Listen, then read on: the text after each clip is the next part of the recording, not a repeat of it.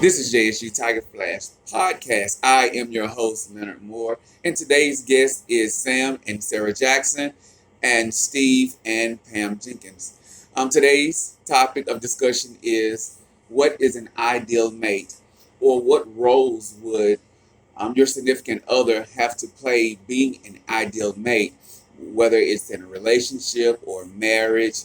And so today, our guests, Sam and Sarah, Steve and Pam, are going to be sharing different perspectives on the topic of discussion today.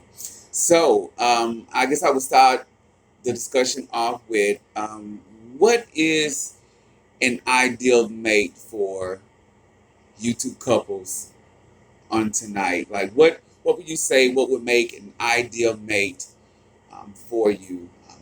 Who would like to start the conversation? Okay, Sam Jackson. Hi, glad to be on your show. First of all, let me say is that first you need to make sure that you have the right mate. If I may go biblical, the Lord said that He will give you a mate that's suitable for you, paraphrasing.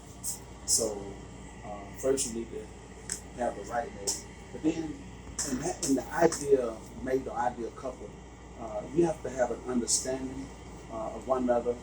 I need to know what makes her happy, what makes her unhappy, what she likes, what she don't like. And I think that when you know that, then you're able to relate, and that helps make an ideal mate. Okay, so when you say suitable, Sam, what do you mean by suitable? What would make a suitable mate? Well, I think a super mate is one that understands uh, each other. See, Mr. Moore, and being an ideal mate or being suitable is that I accept her with her imperfections. Mhm. She accepts me with my imperfections. And we are able to live with each other, uh, with understanding each other's imperfections. If she don't accept mine or I don't accept hers, then there will always be a problem. And then that wouldn't be ideal. Okay, so Sarah, what would you have to say in response to your husband? Let me start by saying great job, honey. Um, but I think it's important that we were friends. Although I was looking for someone that was ambitious, I wanted someone that I could share my innermost thoughts with. Someone I could, at the end of the day, I could talk with, and if I'm down, we could actually lift my spirits. So I look for a friend. Okay, so Steve and Pam. Okay, what would you have to say in regards to an ideal mate? What I think about when it comes to ideal mate, me talking from a male perspective, I look for, well, not found, a woman that we can disagree, and at the end of the day, we know that we are one team in our decision making process, and also if we growing together as well. Although we can disagree, me, and I'm not saying this because it's a touchy subject right now, but I do believe as a male, and when you have a mate, we can disagree, and sometimes my wife come up with some good ideas that I may not even think of, and we should be able to accept each other's ideas. However, at the end of the day, I think that me being the male, I'm responsible for what the outcome is, and when I take that into consideration of what the outcome, because when if I go along with an idea that she is so hearted on, and I know it's not what's best for my family, and if it goes south, Richie is going to be responsible for it. However, at the same time, Steve needs to know that he should listen to his wife because he's also responsible for it as well. So if she has a good idea, he needs to be willing to accept her idea also. Okay. All right. So, Steve, I thank you for, sharing on that tonight. Pam? I think the ideal mate for me is someone who definitely knows God. I mean, that's very important to me because I think we have to be equal spiritually first before we move Right. forward. The other part is that I'm also looking for someone that's willing to take charge because if we keep God first, it says the man is supposed to be the head of the house. So I would need somebody to take that role. Not saying that I can't take it, but if we're one and we're married, I think that the man should be able to one to lead and provide.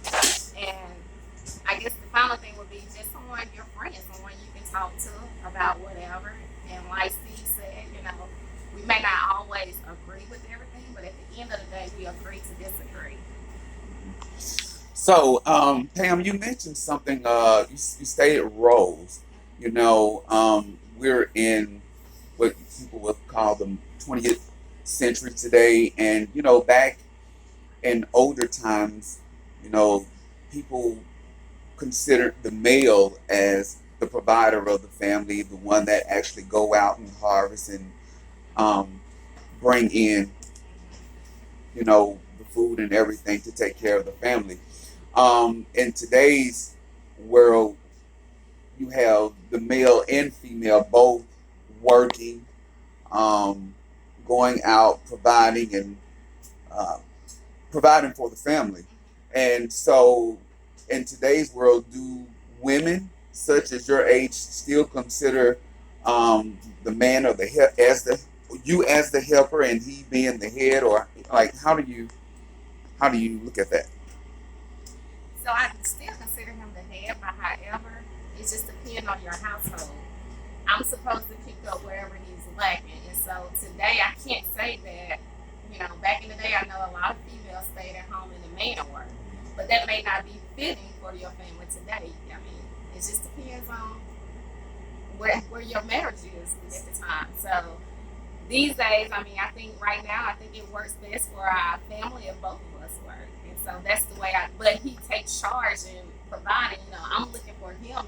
It's not so much about the financial piece of it, but as far as making a decision for the best interest of the family, that's what I'm looking forward to. It's not so much as just the financial piece. Now that comes with it, but I'm not looking for Okay. Do you consider, you say yourselves being equal um, when it comes to finances in the relationship as in the marriage? that. Well, we look at it as one. I mean, that's just how we look at it. What's mine, his is mine. So we're one. Okay. So, Steve, um, piggybacking off of what Pam just stated, what do you have to say? I agree with Pam.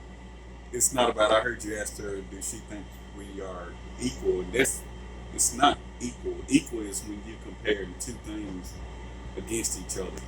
And a mate is you should be coming together as one. So it's not about she's bringing in 51%, I'm bringing in 49, or vice versa, or whatever. Because at the end of the day, it's going to equal to 100. So it's not comparing. And like you said, it's not just about finances either. It's a give and take, and no matter if it's a relationship or a job or whatever, everything is based off of everybody working together. So it's in regards to what she said, I agree with it. And I just want to reiterate what that question you asked was equal. And equal is when you compare two things against each other. And when I look for it as a mate, I'm looking at us for us moving together as a whole piece. Okay, great. So, Sam and Sarah, let's get you guys in on this discussion. Um,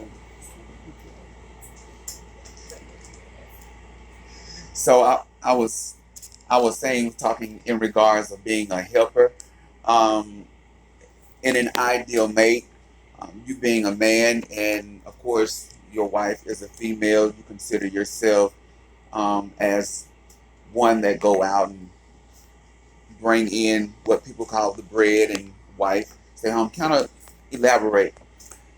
okay, thank you. Well, to be honest with you, my take on that is that we are one.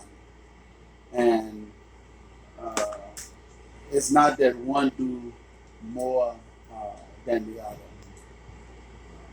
Uh, if I can go biblical a while, it said that a man should leave his father and his mother and cleave to his wife, and they shall become one. So if you got one, then it's nothing to be equal to, because you are one. And uh, we work well together. If I go lacking, she's there. If she's go lacking, I'm there. Now, she, with her job, she's there from 7 to 4:30. I'm flexible. So when we look at it about taking care of the house or this and that, uh, I just, not that I have to, but I just fall in and just do things. So when she get in, she won't have that to worry about. But then the other times, if I don't feel like doing certain things, if I want to just say on the cooking part, then she's there to say, okay, well, I'll take care of supper for us buying it. So it's just, it's teamwork, you knowing each other and what works best for your household. And every household is different. So it's just what works best for your home. Okay, great. Sarah. I agree wholeheartedly with what everyone has said. We are a team. I do respect and know that he's the head of the household. We never sat down and look at, well, how much you make or how much we make, but it's ours. We're a team. We put it in an account. It's one money. We both understand where money goes. We discuss everything that, in terms of the monies that come in the house and which way it's going to go. So I have a voice, but I know that he is the head. And in terms of the man taking care of the household, but it just depends on the way your lifestyle. Your lifestyle. Bills have to be paid, so you don't want to help create bills and then not, be a part of managing or helping get them paid for. Okay. So today's discussion is about being an ideal mate. What are you looking for in an ideal mate in your relationship? So, with what you guys just discussed, would it be safe to say that man and female both are equal in the relation? Well, not necessarily equal, but as one, as you said, Sam. And so both parties are helpers, I would say, um, in the relationship. And so, being looking for an ideal mate, both parties are helpers. Would it be safe to say that? Yes, yes. Great, Yes. great, great. So, let's go. Well, I kind of want to piggyback on Sarah. You had mentioned, talked about being a friend early on in the discussion. Um, and most times when we're looking for an ideal mate, we want someone that we can laugh and share with, and we can pretty much tell our how we feel and not feel judged by your mate. And I'm sure that that is something that most of us will look for in an ideal mate in a relationship. Can you kind of share a little bit about that? What I meant when I said friends, oftentimes you want to be able to sound off or talk with someone and your conversation stay with that person. And having a mate that you can share things with means a whole lot. You don't have to worry about hearing it the next day or someone else is taking it and change what you actually said. And also you can someone that can um, give you their opinion of it to help kind of round whatever the decision is if it's or give you their perspective of what you're talking about. Okay. Great. Now I'm going to move it just a little bit further in the discussion, guys. Now, I heard people say, in an ideal mate, you're looking for when you get into being a lover in a relationship. And I know that's a topic that, you guys may want to think, oh, God, where is he going with this? Many times people say you have to test drive the car before you buy it. And so when you're looking for an ideal mate, I'm sure that is something. Sam, kind of tell us. Well, thank you, but you know, in this situation, yeah, this is exciting. It's no test drive. There's no test drive. Before you do it, you know, because it's just better to marry than to bind. Yeah. And so, you know, if you focusing on that, you're actually heading into a dangerous zone. And the reason why I say is, if I test drive, it drives good, then what happens later down the road when the car is putting and not running so well? So let me ask you a question. So did you not test drive the car before actually marrying? Do I have to answer that? Well, to be honest with you, I did. Okay. I did. Okay.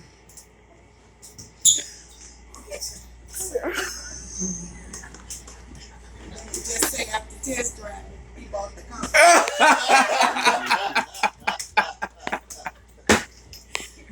I do feel like that is a very important part of marriage. However, that shouldn't be the main focus.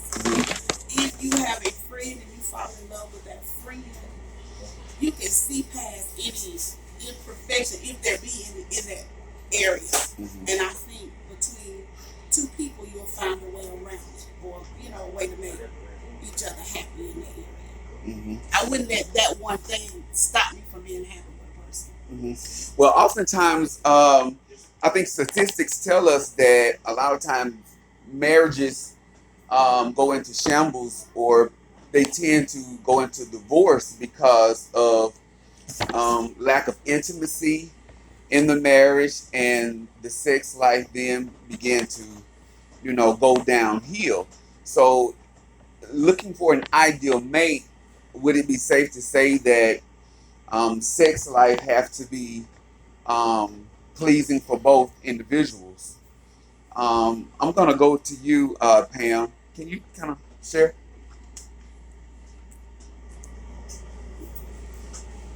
Let me support.